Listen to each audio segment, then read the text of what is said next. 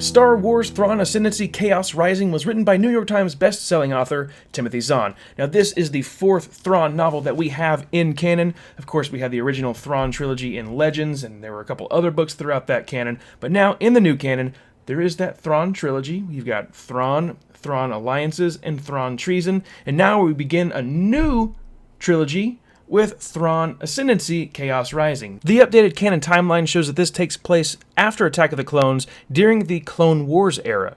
What really makes this book unique is its design. First, you've got this nice, sleek cover, and then the pages on the outside are blue. Look at that. That's pretty awesome. And you get stuff like this a long time ago, beyond a galaxy far, far away. Each page in this book has a blue border, and then when you get to the memories sections, which we'll talk about that here in a second, has an even more fancy border that's blue. I thought the front title page was pretty classy. You got this silhouette of Thrawn right here, and then on this side you have the Thrawn Ascendancy Chaos Rising with the Thrawn Ascendancy symbol right there. It's pretty fancy. There's also this really cool page that has some important information. The Dramatis Personae. It's got a list of the names, like most relevant people that we're going to be talking about. Has the Chiss Ascendancy with the 9 ruling families. We have the Chiss family ranks, and we have the political hierarchy. So that's some pretty cool information and reference points to turn to when you're reading the book. So I mentioned that the story has memory sections, and what that means is that the story jumps between many flashbacks to Thrawn's past, and then back to the main time in which this main story takes place after Attack of the Clones during the Clone Wars era.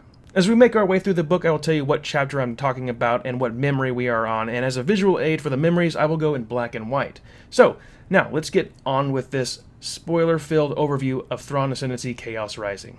Alright, let's get started with the prologue. Scylla, the icy home world of the Chiss Ascendancy, is attacked by 3 massive warships. The attack came sudden and without any warning. The attackers targeted the city's defense platforms and a few of the orbiting Chiss defense ships. The attack quickly shifted toward the capital city, Saplar. Some of these names are going to be pretty difficult to say. Before too much damage could be done, the Chiss defenses blasted the attackers into oblivion. Now, during the attack, the Syndicure, or the government bodies, were in session. This is the highest-ranked aristocrat, or the mid-level members of the 9 ruling families of the Chiss Ascendancy. Now, they were doing their meeting, the attack happens, and then they're all outraged. They had to go into hiding, and then they call on the General Bakif.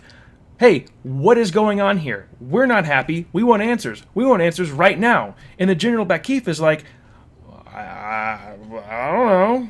Could this attack have been from within the Chiss Ascendancy, or was it an outsider?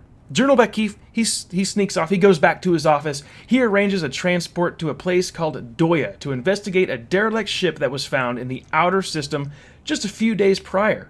Now, he believes he may know why the attack happened. But, he kept that secret to himself because he's just not sure yet. He doesn't want to put blame on anybody around all of these high-ranked government officials because, who wants to deal with them? So, he may know who did this, but he brings on Senior Captain Mithron Nurodu, who Bakif trusts. It's Thrawn. Mithron Nurodo Thrawn. He believes that Thrawn might be able to solve this mystery. And now we're going to dive into our first memory with Memories 1. Bakif welcomes a member of the Myth aristocrat to the planet Rentor. There is a student up for, adoption. The student's name is Kivura Nuru, or Verwan. I don't know which one's more difficult to say. He's an outstanding student, very promising. In the Chiss culture, being adopted into one of the 9 ruling families is very significant.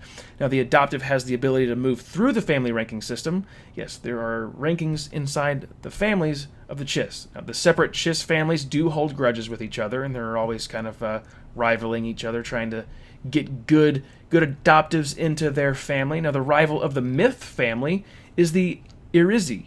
The Myth aristocrat has increased military funding for an expansionary fleet. The ships, bases, and facilities are in need of officers and warriors, so they are on the lookout for very talented individuals. Before this young Chiss student, Verwan, is taken through the proper steps before he's interviewed by the Myth aristocrat member, that aristocrat is notified that Verwan is accepted into the Myth family, which is one of the 9 ruling families. So this boy, Kivaranuru, drops his old family name, and he adopts the Myth name.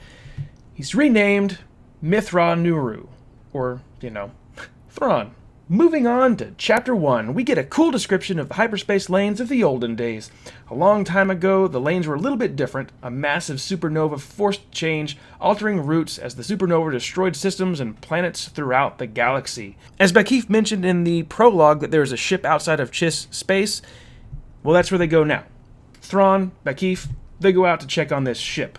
Now, it's assumed that this is the first victim of the same party that attacked the capital. Thrawn and Bakif come to this agreement. They believe that the attack on Cilia was to draw their attention to that, not this ship that was attacked. They think that the ship was attacked, and then the people who did it thought, oh crap, well, let's get their attention elsewhere.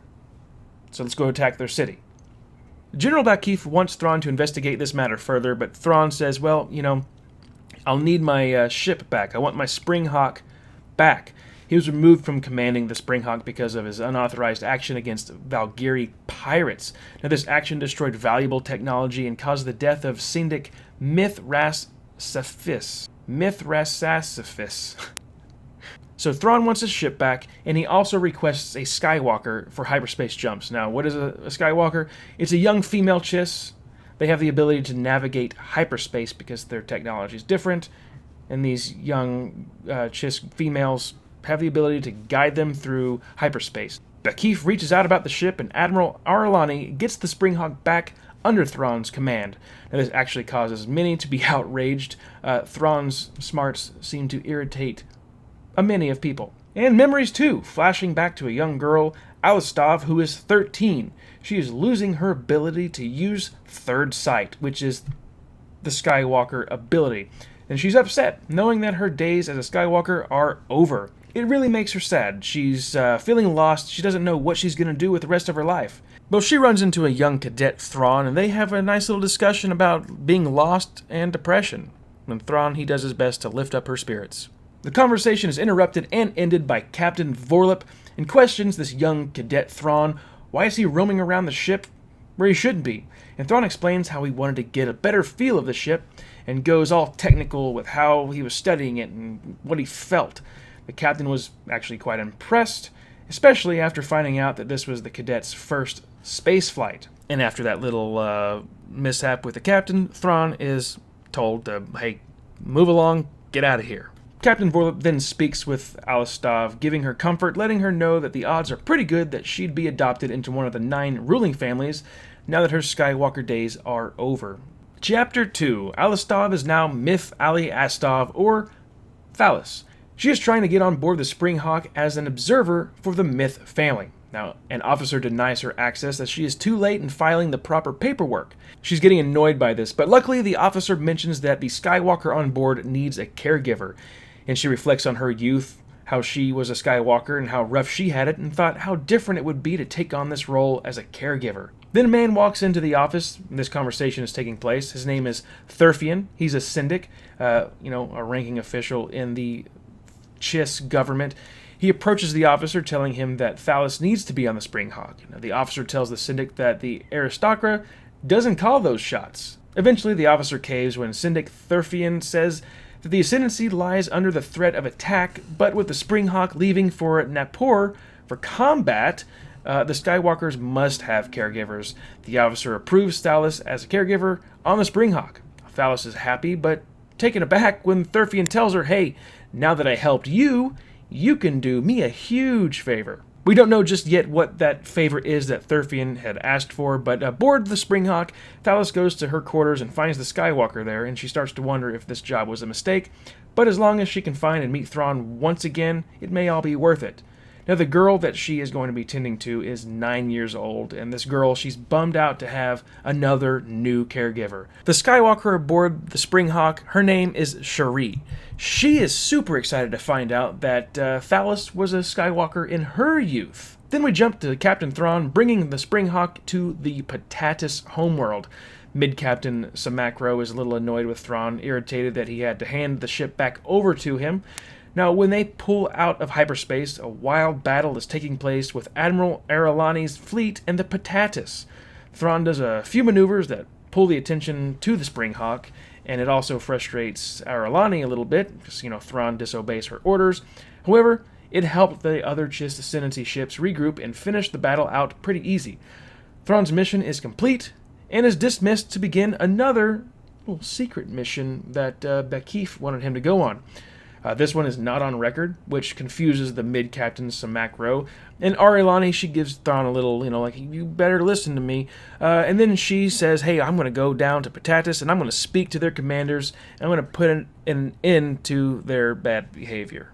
Mid-Captain Samacro asks Thrawn for a little preview of what the next mission might be, and Thrawn tells him, well, there's this new threat that's possibly there on the other side of the Ascendancy, and we're going to go locate it, identify this threat, study it before it possibly turns its attention to the Chiss home worlds, which I guess they kind of already have. And a little info nugget here, the Chaos, and the title Chaos Rising, is actually what the Chiss call unknown space. That's their perspective of unknown space. In Memories 3, Senior Cadet Irizi Arilani, or Zara as she's called, helps Thrawn out while he's under this little scandal going on. It's believed that he's cheated on his simulators. He did this maneuver where he went stealth in the simulator, and they thought he was cheating. He wasn't. Case was dismissed. Chapter 3 reflects on Memories 3. Now Arilani is meeting with the Aristocrat on behalf of Thrawn, who's pissed off somebody. They demand answers on what happened over Patasis. Why did Thrawn get away with disobeying orders? Well, Arilani just kind of helps him out and just says, well, hey, he did his job. Everything's fine. In Chapter 4, the Spring Hawk pulls out of hyperspace. Cherie has a splitting headache. It's called third sight overload.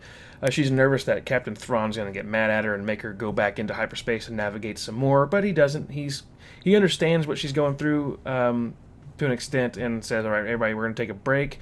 Everybody calm down. And then he kind of tells Cherie what the mission is, and other people on the around are like, hey, Thrawn, you probably shouldn't be telling her this.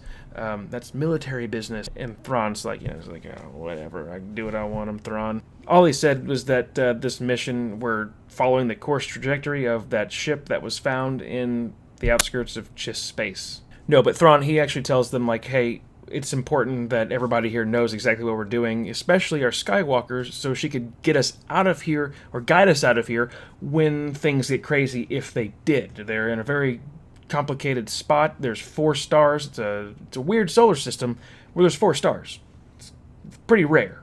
Thrawn has a conversation with Cherie, telling her that she's doing a very good job. He's proud of her. It's incredible that she's able to do what she does. They're in a very difficult situation to get through with this 4-star solar system. There's all sorts of obstacles that could come up and be in their way, and she's got a tough job, and he believes in her. Well, Cherie is back in her quarters now. She's asleep, and Thalos heads back to the bridge and sees a ship through the viewport. It's dark, floating in space, and Mid-Captain Samacro has words with Thalos. He basically tells her to tend to her own business and not to stir up any myth family drama in the ship. He tells her that, hey, I know that you were sent by a syndic to observe. And then Thrawn's voice comes through a comm unit. He was in a shuttle that went to inspect the drifting ship, and he says that all aboard were dead. They all ran out of air and power. Thrawn returns to the Spring Hawk, and him and his men bring 4 dead bodies on board for inspection. Now, they are familiar to the Chiss, all but one. The alien is a little bit less known. His body was gray and had colored tattoo markings all around his head. Thalos speaks up, says that she knew this type of being through the Navigation Guild as a void guide. Now, this certain guy that she's looking at now kind of gives her the chills, kind of creeps her out. Mid-Captain Samacro and Thrawn kind of get this idea that this grayish alien might have been sided with enemies of the pinkish-colored aliens, the 3 other guys that they found. They believe this because the Navigator deleted the navigation history of the ship to possibly cover up tracks. Further study is needed, though, to determine the truth. Thalos then goes back to her room. Cherie is awake. She had a nightmare. Thalos speaks with the girl and brings her comfort before heading her to bed herself, and has her own nightmares. Then we go to Arilani, who's getting a message from Thrawn. She receives specific coordinates that Thrawn would like her to get to. It takes 4 to 5 days to get there. General Bakif, he agrees to this, and he assigns Arilani a Skywalker to the Vigilant, which is Arilani's ship. Bakif also would like a full report on exactly who Thalos is, because he doesn't know about her and how she got aboard the ship. In Chapter 5, Thrawn believes he may have found a location that holds a lot of significance to the beings that they found floating in space. There is an asteroid cluster, and Thrawn wants to use this as a cover to sneak across to a mobile station that they found. Arlani, she meets up with Thrawn and the Vigilant, and he helps Thrawn get to where he needs to go. He uses her ship as a cover until he can depart in that asteroid cluster. This maneuver is what he did in his youth on that simulator that he was accused of cheating on, but it didn't. It actually it was real, and he can pull it off in real life. Pretty cool. He's successful in getting to that station. Memories 4. A young Thrawn courts Zara to an art exhibit. She found it pretty dull at first, but after Thrawn told her the significance of art, she began to find it a little bit interesting. Now, Thrawn tells her that he can learn much about culture, including their defenses in battle, just by studying their art. After spending some time at the art exhibit, Thrawn and Zara go to a combat practice room to spar. She attempts many combinations and is completely shocked that Thrawn was able to ward off all of her attacks. Thrawn is, well, just perfect in almost everything he does, apparently. Chapter 6. Thrawn and Thalos are the only two that actually go to the station that they found in Chapter 5. Now, Thrawn doesn't want to pose as a threat to the race of beings in case there's an interaction, and of course there is, but he also believes that the alien race holds females in high esteem. When the alien beings board this station, there's a moment when Thrawn speaks a few different languages to see if there's a common tongue between the two parties, and there is. The Tarja language. Now, the alien asks what they are doing there, and Thrawn says they are just explorers seeking artwork of the lost and forgotten in the chaos. More words are traded between the two parties, and the aliens want to clarify that, hey, we don't want any violence, we're just here to find out what you're doing here. And that's good. Thrawn, Thalos, they don't want violence. Thrawn also says, hey, why is this station abandoned? And the alien actually tells him. He says that they were sent away from it by those who seek dominance over the Pakash, which is their species. And they also have dominance over Rapak, which is their home world. The dominant ones that this alien is talking about are called the Nikardun. The leader of the Nikardun is Yiv the Benevolent. The pack even tells the Chiss that they were sent to the station by the Nikardun to check on the station's sensors. Thalos then asks, hey, what do you intend to do with myself and my buddy Thrawn here? And this causes the Pakash to consult with each other. And Thrawn tells her, hey, if we're to be captured, then we need to use these weapons and take everybody out and get out of here. And this is when Thalos gets a little weird, and she's like, oh my goodness, he's suggesting straight up cold-hearted murder. No ma'am, that's called self-defense. The Pakash aliens tell the two Chiss that, hey, there are no orders regarding you guys. You're free to leave in peace. And as the Chiss were about to leave, one of the Pakash stops them, gives Thrawn a silver double ring with what looks like 2 snakes on it. The Pakash wants Thrawn to add it to his art collection because he did introduce himself as an explorer looking for art. Well, this Pakash wants that ring to be kept safe and preserved. It's got 2 snakes that wrap up, and, I'm pretty sure it's where this whole logo comes from, those 2 rings. But no mention of that yet. When Thrawn and Thalos get back to their ship, Thrawn believes that the Nikardun have pulled their forces closer to the inner system, probably in defense when they saw the Vigilant ship come in, which is Arlani's ship. Thrawn wants to get to the Vigilant, retrieve Shari, the Skywalker, and go to the Navigators Guild concourse to hire a navigator. Memories 5. In the Navigators Guild lounge, a call comes over the loudspeaker that a Chiss diplomatic cruiser is coming in and needs a navigator. Kalori of Yuandalan was called out specifically by the dispatcher. No one wants to deal with the Chiss, not even Kalori. No one really likes the Chiss that much, yet Kalori is assigned to the task. He gets on board the Chiss ship. They go where they need to go. He navigates them successfully. The Chiss ship gets to where it needs to be, and the navigator is kind of curious why the bridge empties out. One pilot remains. The pilot explains that the government in which the area that they've gone to has changed hands, and that the Chiss ambassador wants to go and have meetings, make sure that everything's peaceful and all is good. The pilot then asks the navigator, hey, what's your name? Navigator's taken back a little bit because nobody ever asks the navigator what his name is. It's just not something that happens. Navigator gives his name, Kalori. The pilot gives his name, Thrawn.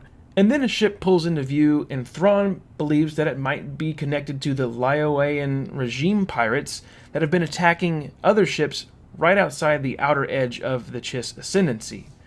And then Thrawn says to Kalori, hey, can you get me to the Lioayan space? And Kalori says, yes, I can. And then Thrawn says, Well, I would like to work with you again soon, Kalori. Chapter 7. Thrawn returns to the old Navigators Guild. Kalori wasn't expecting Senior Captain Thrawn to show up at Concourse 447. Kalori is stunned when Thrawn asks him if he would take him to Rapak, and of course, he will take the Chiss, but with great fear for the Nikardun. We jump to the Springhawk, getting closer to the Rapak system. Mid-Captain Samacro tells Mid-Commander Dalvu to have the ship battle ready. This shocks Dalvu, and Dalvu actually oversteps her rank, but is quickly shut down by Samacro. They arrive outside Rapak, and the navigator Kalori has actually been using his rest breaks to record a message to send to the Nikardun. He starts to send out his message, and then he realizes that they're surrounded. The Springhawk is surrounded by other ships. Suddenly, the Springhawk shudders, it shifts, a shuttle departs from the Springhawk, and it speedily makes its way towards Rapak. Two of the ships that were surrounding the Springhawk pursue the shuttle, leaving the Springhawk alone, and that's when the Springhawk turns and is attacked by the other ship. Turns out the shuttle that departed from the Springhawk was actually a diversion to lure some of the Nikardun ships away from the Springhawk. Now that the Nikardun ships are gone, there's just the one left. Thrawn springs his trap, captures that remaining ship in its tractor beam, holding them and blasting off into hyperspace. Later on after those events, Kalori is back at Concourse 447 and is quickly on his way to the Primea system, capital of the Vac Combine. Primea was the newest addition to the Nikardun conquest. Yiv the Benevolent is also on Primea. He's greeting with the leaders there. He's giving them the rundown on what the benefits are of being part of the Nikardun Destiny. Now, Kalori is able to meet with Yiv personally.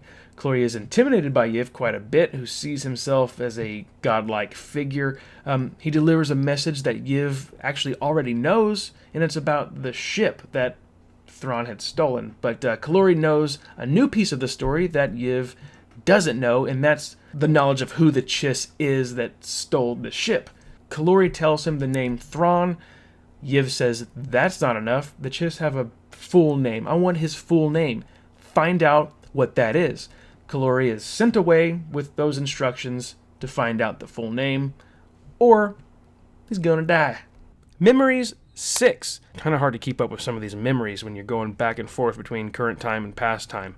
But in Memories 6, Junior Commander Thrawn speaks with the General Bakif about his theories about the layaway, and how he would like to take out 3 ships to investigate these guys, and he does. And his guide out there is, once again, Kalori. The Chiss then attack a few of the pirate ships. Chapter 8, Thrawn and the Nikardun ship that was captured arrive in the Chiss Ascendancy. When a team breached the Nikardun ship, they found that all aboard had taken their own lives. Cowards. A couple of chapters are getting skipped here. I'm going from 8 to chapter 11. Nothing of major significance really happened between 8 and 11. I started to get bored with the story, to be honest with you. I thought, well, I'm not going to do this chapter-by-chapter overview anymore. I'm done. But things got a little exciting again with chapter 11, so I picked up the notepad and started taking notes again. And, so no memories and chapters between 8 and 11. So here we are, chapter 11. Thrawn and Thalos head to Primea. There's going to be an event taking place, a reception with the Nikardun and the Vac people of Primea. Thrawn and Thalos, they're undercover as artistic master Svorno, and Thalos is his hostage. It's a fake cultural thing that they came up with. She has this crusty, weird makeup on her face. It's like families hold other family members hostage for some reason. A little weird. Some made-up thing that they came up with to kind of throw them off Chiss customs, I guess. A little bit weird, but the Nikardun have power over a handful of systems. Thrawn and Thalos want to go and collect more intel and figure out what they actually have control over. So to get to Primea, they actually hitch a ride with the Garwin people. When they're on this Garwin ship, Thalos, she actually goes to the bridge, saying that she's wanting to gather some details for her master and study the tattoo patterns on the navigators. Well, Thalos then noticed that Kalori is actually one of the navigators, and she reports back to Thrawn with the bad news, and Thrawn's all cool and collected, and he's like, well, what's the bad news? And Thalos says, well, Kalori is their navigator. If he sees us, he can blow our cover. Not cool. Well, Thrawn's like, eh. And, well, wouldn't you know it, Thrawn, Kalori, and Thalos run into each other at the reception once they've made it there. And Thrawn and Thalos, they actually hold on to their cover, and Kalori pretends to be someone else as well. In the reception, Thrawn, he talks about his study of art and how he doesn't recognize several of the species at this current location to Kalori, and Kalori tells him that they are Nikardun. Thrawn asks Kalori, he's like, hey, well, do you know any of these Nikardun people? I would like to talk to them. And Kalori, he's like, yeah, that guy over there is Yiv the Benevolent. You could talk to him, maybe. I'll go see if I can introduce you. So Kalori goes over to Yiv, and he's like, hey, that's Thrawn, the guy that stole one of your ships. He's Master Svorno. And, Yiv the Benevolent's like, oh, okay, well, I'll meet this Svorno. Thrawn and Yiv the Benevolent have a little conversation. They talk about art. They talk about a couple other little things. When the conversation ends, Thrawn heads off back to his quarters, and Yiv calls over Kalori and wants to speak with him now, and tells him that the plan is to intercept the Garwin ship that Thrawn will be on, and Kalori is to make sure that they don't escape into hyperspace beforehand. Otherwise, Kalori will be, a dead man. Moving on to Chapter 12, there is this heavy political and military debate going on between General Bakif, Arlani, and some guy named Zestamu. Arlani is to retrieve Thrawn and Thalos from Crimea before things get too political and messy. The last thing that the Chiss Ascendancy wants at this time is a war with anybody. While Thrawn and Thalos have been away, Arlani has been taking care of the Skywalker Shuri. Now, this isn't cool with Zestamu or Bakif. They need to have a caregiver for Shuri. So during Thalos' absence, Zestamu demands that his wife serve that role, and she will. She was actually once a Skywalker as well. Back on Crimea, the Garwin ship is ready to leave. They're actually ahead of schedule, and this throws Kalori for a loop. He's trying to stall them now. He does all he can to keep the ship from leaving. But then a message comes through and saves the day that actually Master Svorno is not on the Garwin ship, nor has he been found anywhere on Crimea. Then Kalori speaks up and he tells the captain, he's like, I think this Svorno was speaking with Yiv the Benevolent and they were talking about art. Maybe there's discussion about going to an art exhibit. Maybe we should just call Yiv the Benevolent and see if he knows where Svorno is. And that's what they do. Chapter 13. Thrawn and Thalos were indeed on Crimea, speaking with the citizens, the Vac. They make their way to a warehouse where they hide out in a shipping container that Thrawn had brought with them on the Garwin ship. They had it sent to a storage warehouse so they could do this little hideout once they were done with their meeting. And as they hide out, they talk. Thalos tells Thrawn that he had changed her life once. Remember that one meeting when a young Thrawn meets an even younger Thalos when she was a Skywalker and she was so sad about life because her Skywalking days were over? Well, they have a conversation about that meeting. Then Thrawn goes on to mention that he had an older sister. She was about 5 years old when she disappeared, and his parents never told him where she was. He believes now that she was most likely a Skywalker. It's known that after the Skywalkers serve, they want to live a life of obscurity, so finding any records of her possibly being one of these would be nearly impossible to find. To top off the conversation, Thrawn gives a great little quote here. I actually really do like it. He says that the key to a satisfying life is to accept those things that cannot be changed. And to pass the time as they spend the next couple hours in the storage container, they play some card games. Moving on to Chapter 14, the Vigilant is now approaching Crimea, and there are ships everywhere as they approach. And there is a fighter ship that shoots a modulated laser. Kind of silly. It's Thrawn. He delivers a message to Arlani through this modulated laser. The message contains info on how to deactivate the other fighters nearby without causing any casualties. Zestamu, the guy that was arguing with Arlani and General Bakif, he's there. He's causing some trouble, interfering with all the communication. Suddenly, the Vigilant is attacked by the other fighter ships that are around, but they aren't Nikardun, but the Leoian. The Leoians, and the Vac. Zestamu will not shut up. He won't stop questioning every move Arlani is making, And with the Vac and the Leoian warships shooting at the Vigilant, Thrawn manages to get his ship close to the Vigilant for the tractor beam to connect the ships together, and once Thrawn's ship is secured to the Vigilant, they make the jump to hyperspace. Jumping back in time with Memories number 10. Zistalmu tempts a young Thrawn to leave the Myth family and join the Irizi family as a trialborn rather than just a merit adoptive, which would be a high rank in the family ranking system. He also tells him that the Myth family is very unhappy with him. Then we go to a scene with Irizi Aralani. She is now promoted to Commodore. She also has to drop the Irizi family title, as the Chiss Ascendancy as a whole is her family now. And this is something that's customary to all Chiss as they climb the ranks in the Defense Force. She receives a new uniform. It's white, replacing the old black uniform. Jumping back into the main timeline, we're skipping Chapter 15 and going straight to Chapter 16, where Thrawn meets Bakif. He wants to take a scout shuttle into the chaos, see just how far the Nikardun Destiny reaches. He wants to do it in secret, without the Syndicure's knowledge. They'd definitely not allow this to happen. On this quest, he wants to see if he can find an ally as well. Maybe there is a people out there that would revolt against the Nikardun. And as of now, the Nikardun are possibly the biggest threat the Chiss Ascendancy has ever seen. Thurfian, the guy that got Thalas her position on the Springhawk to be the Skywalker's caretaker, well, he calls upon Thalas once again, and they have a little heated conversation. He is looking for dirt on Thrawn, and Thalas has nothing to report.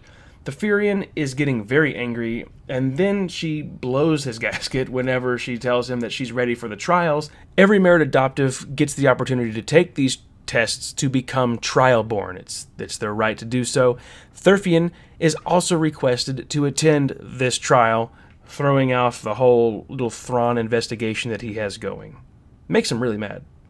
So Thalas and Thurfian head off to the Patriarch's office to go and take these trials.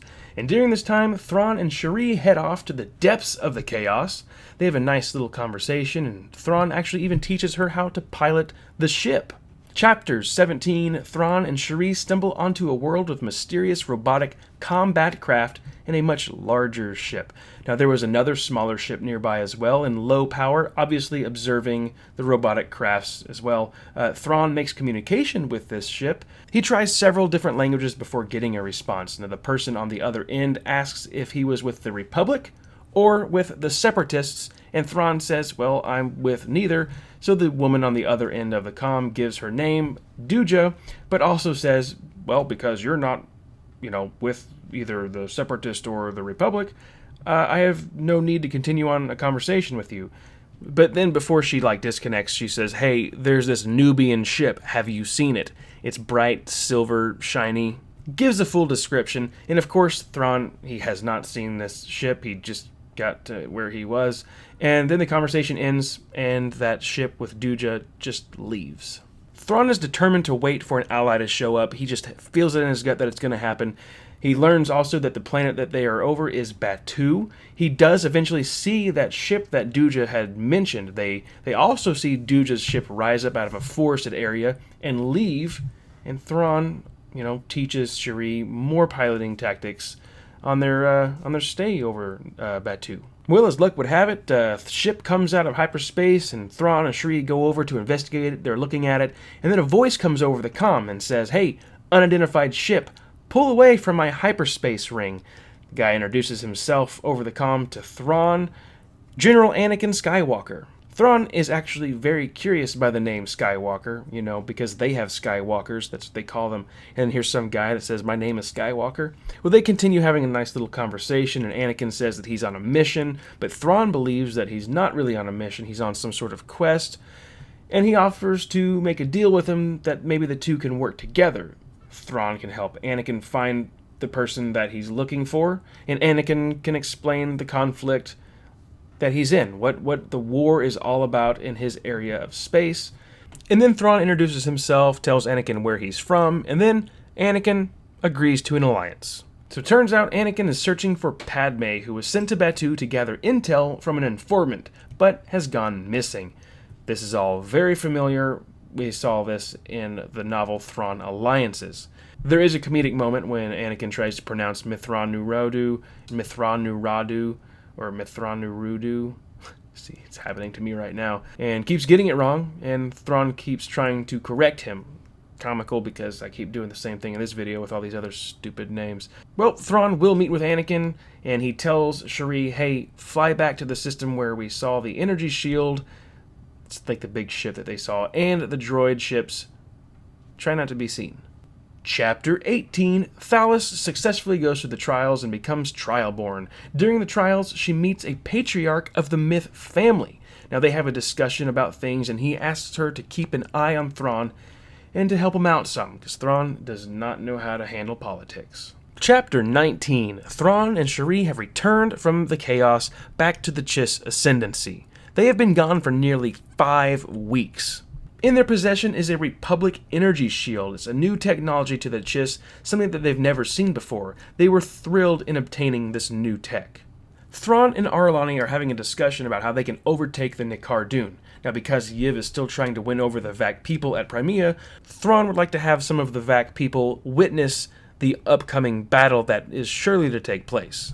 And what he wants them to witness is how Yiv the Benevolent uses his allies as a tool for conquest, rather than having a peaceful alliance with them. Thrawn and Arlani roll out their plan. The plan begins to unfold. Cherie and Thalas head to Crimea in the Vac ship that Arlani and Thrawn had managed to capture earlier on in the story. Now they bring it back with an offer of peace and good faith. They also have a little special message for the Vac military leaders. Jumping back with Memories 12, Thrawn and Commodore Arlani are visiting the Garwin security chief on the Garwin home world. There was a sudden attack by the Layaway pirates. They were taken to an underground situation room, and the Garwin security chief pressured the Chiss to break protocol and assist the Garwin in this attack situation. And the Chiss, they refused and got angry with the Garwins before making their exit. Arlani actually threatens them. Now we're in Chapter 20. Cherie and Thalas are on Crimea in that ship that Thrawn and Arlani had stolen. Well, they're back as part of the plan to return the ship, and they are met by the Vac soldiers who take the written message, also part of Thrawn's plan. The Chiss are then handed over to a navigator to take them back to the Chiss Ascendancy. Turns out to be Kalori. Yeah, weird. Well, the ship that they're being led to is a warship, and Kalori tells them that they are going to meet with Thrawn, hand the females over, and Yiv the Benevolent will kill Thrawn. The Syndicate is holding an emergency meeting. Thrawn, possible talks of treason. The speakers and the Syndics are absolutely furious. Thrawn is in deep poodoo now. The Syndicate has received a message from Yiv the Benevolent informing the Chiss that he has 2 female hostages needing to be handed over to Thrawn, and Thrawn alone. Thrawn's little plan, it appears, isn't going too well. And the Chiss government is extremely pissed because Yiv has in his possession a Skywalker and the Skywalker's caretaker. And what is Thrawn doing with little secret missions and stealing spaceships and all this madness that's happened? It's... oh, Thrawn. We jump back over to Crimea where Yiv speaks with Thalas, telling her that she needs to find the full truth about Thrawn's past. Apparently he screwed up pretty bad when it came to the Leoies and the Garwins.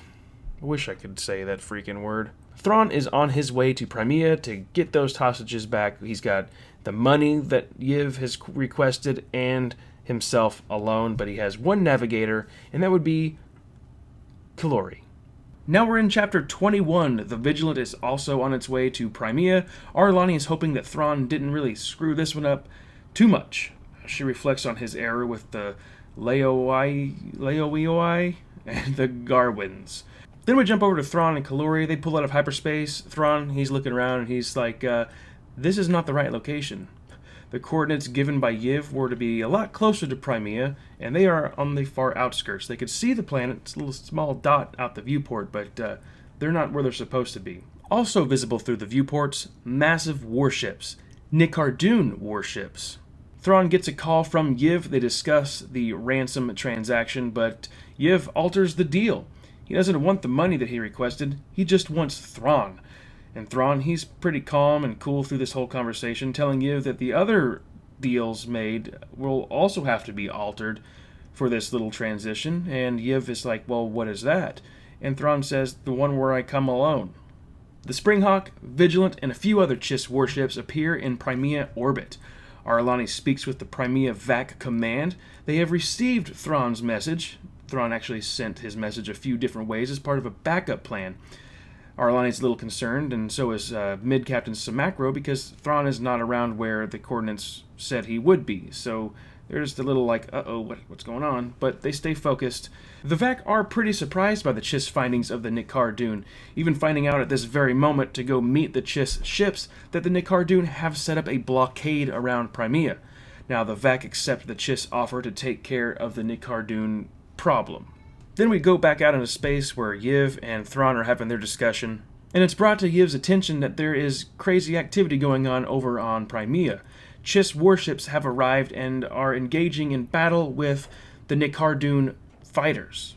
This enrages Yiv. He sends all of his massive warships that he has on the outskirts with him back to Primea to go take care of the Chiss. Now he tells Thrawn that he will see to it personally that the Chiss will die. All of them. He promises that the Nikardun will wipe out the Chiss race from the galaxy. Going on to chapter 22, Yiv, he's pissed. Thalas and Shuri are pretty worried he's going to take out his rage on them. The ladies sit in fear as Yiv and the other Nikardun are conversing in their native language. Yiv is flustered when a voice comes over the comm. It's Mid-Captain Samacro. He actually offers Yiv an opportunity to surrender or be destroyed. Yiv demands that the Nikardun shut off that line of communication, and then Thrawn says over the speaker that Yiv should take that advice. He needs to surrender. If not, well, Thrawn is fully prepared to destroy him. Yiv then tells Thrawn, okay, yeah, well, you and your people are gonna die. And Thrawn says, come get me. Then we shift our attention over to Kalori, who's realized that Thrawn's tactics have left Yiv exposed. With Yiv's determination to obliterate Thrawn, odds of Yiv being prepared for a rear strike are most likely slim to none. Thrawn then turns his attention over to Kalori. He noticed an uneasiness in the Navigator. Thrawn reveals that he knows that the Pathfinders from the Navigation Guild have been used to help Yiv. Apparently, cooperation with military forces is against the Navigators Guild rules. Thrawn then tells Kalori that he'll not inform the guild if Kalori forgets everything that's going to happen from this point in the battle on. Samacro is doing his best to keep the Springhawk from getting destroyed. The battle with the Dreadnought has been pretty tough so far. The Nikardun are pretty brutal. Ar'alani reaches out to Samacro, has them get further from the Dreadnought, and has them shut off the power in the Springhawk. She then reaches out to a VAC patrol ship that was nearby, watching the battle unfold. There are several doing so, actually. Ar'alani asks if the VAC can provide aid to one of the Chiss ships. They're having a malfunction. But they're not. It's just a trick. The VAC replies, sorry, we can't interfere in your war. Wow. They're there to help you, VAC. Ar'alani asks again, hey, it's for humanitarian aid, you don't have to fight. And the VAC reluctantly agrees. So 2 patrol ships from the VAC start to head out to the Springhawk to help them out. And communication was sent to the Nikardun ships for this moment, saying, do not fire on those VAC ships. They are not entering into combat. They are delivering humanitarian aid. Once again, do not fire on the VAC ships. And what happens? Well, the Nikardun fires on both of the VAC ships, blasting them into oblivion. So it's kind of like Ar'alani set them up for that so that the rest of the VAC can be like, hey, that's not cool. But that sacrifice actually worked. The VAC, they didn't stand for that. So what did they do? They started to attack the Nikardun. Then we jump back over to Yiv. He's yelling at Thalas, demanding to know what Thrawn's plan is. Yiv appears to be stalling just a little bit, like he's actually afraid of what's going to happen. Well, Thrawn has to remind Yiv that he's waiting to be brought aboard. He's waiting to be killed by Yiv's hand. Finally, a tractor beam begins to pull Thrawn's freighter toward the Nikardun warship. Thalas and Shri start to pull off the makeup that they had on, as they were disguised as the Chiss family hostages, which were mentioned earlier in Chapter 11. They had to continue that when they brought that VAC ship back, to keep things Interesting. The makeup was a thick, hard material. It was infused with a tava gas. Once the makeup is broken apart, the mist and gas starts to fill up the air in the bridge. It's a sleepwalking drug, causing confusion and disorientation. So now everybody on the Nikardun warship is starting to get a little dizzy and confused. Suddenly, Thrawn's ship breaks free from the tractor beam, and then he actually speeds toward Yiv's ship, the Deathless. The Republic energy shield that Thrawn obtained was activated, and Thrawn slowed the freighter right at the right time to gently pierce through the Deathless viewport on the bridge. The customized nose on that freighter seals off the vacuum from space once it penetrates the Deathless. The Tava drug is affecting Yiv. Cherie is holding on to his arm as he holds a blaster. Thalos, she jumps up to her aid, grabbing his other hand. Then Thrawn appears. He's got a breather mask on his face, and he takes the blaster from Yiv. He puts a breather mask on Thalos, and then he knocks Yiv to the ground and sprays him in the face with more of that Tava gas. Thrawn puts restraints on Yiv's wrists, detaining him, and then he tells Thalos to gather data from the ship's computer before more of the Nikardun crew comes in to the bridge. The bridge crew is gassed out and helpless, and before everybody gets on the freighter, Thalos looks around and sees all these dazed Nikardun in the bridge and says, when we pull the freighter out to leave, won't these people die? Like, that's a bad thing. Thalos, do you not pay any attention? These people are trying to kill you, and they're trying to kill everybody. And Thrawn, classic response, says, no witnesses. Going back to Memories 13. Thurfian and Zestalmu are discussing Thrawn. They want him out of the picture. They believe he's a political embarrassment to the entire Chiss Ascendancy. The further he is away from the Ascendancy, the better. But what would be even better than that was if he was pulled from the military ranks completely. Both of these guys hope that more of the aristocracy will join them in their derailment of Thrawn's military career. Chapter 23, the final chapter. Thrawn has turned Yiv and the data files pulled from his ship, the Deathless, over to the Ascendancy for the aristocracy and council to interrogate the Nikardun. Thrawn, Thalos, and Cherie are together, talking about the events that unfolded. Thalos tells Thrawn that it appears he's handling political steps pretty well. He denies that outright, says that Admiral Erelani and General Bakif are the ones actually handling the political dealings with the Vac people. After the conversation, Thrawn sees his way out, leaving Thalos and Cherie alone. Now, Thalos hopes that she can remain Cherie's caregiver. She's actually enjoying the job quite a bit. She also reflects on what the Myth Patriarch told her. Look after Thrawn. He may alter the Ascendancy for the best, or see it to its ultimate destruction. 2 months have passed. Kalori comes out of a trance. He's alone on a ship, and he's confused. A voice comes over the speaker. It demands to know more about Yiv the Benevolent. Kalori was hoping that was all history. He's over it. He doesn't want to think about it anymore. The voice wants to know the outcome of Yiv. There are apparently many rumors about his whereabouts, that he was captured, that he retired, he defected, he died. The speaker wants to know the truth, or Kalori will meet his end. So Kalori tells him that Thrawn of the Chiss Ascendancy captured Yiv, so the Chiss have him. Then the speaker says, what about the Nikardun Destiny? And Kalori explains that Yiv was the Destiny. He was the only one holding the group together. In his absence, everything was undone, and they began fighting themselves. Kalori then asks, are you Yiv the Benevolent's master? The speaker finds humor in that, and then he goes on to tell Kalori that if we were guiding Yiv the Benevolent rather than just watching, the Nikardun would have been far more successful.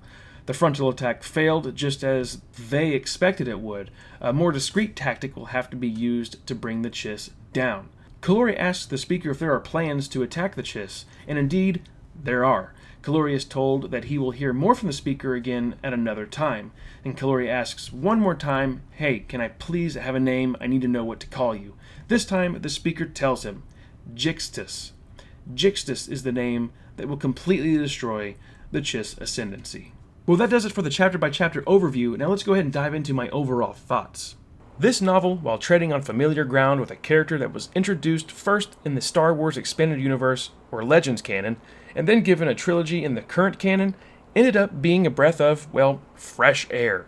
The social agendas that many of us fans pick up on in many of the new novels is absent in this book, and that's so refreshing. Finally, a book without some real-world political stance. Real Star Wars EU has been restored in this novel. Zahn brings the expanded universe heart back to canon. Like always, these reviews are completely honest. When I first started reading this book, I was pretty hyped.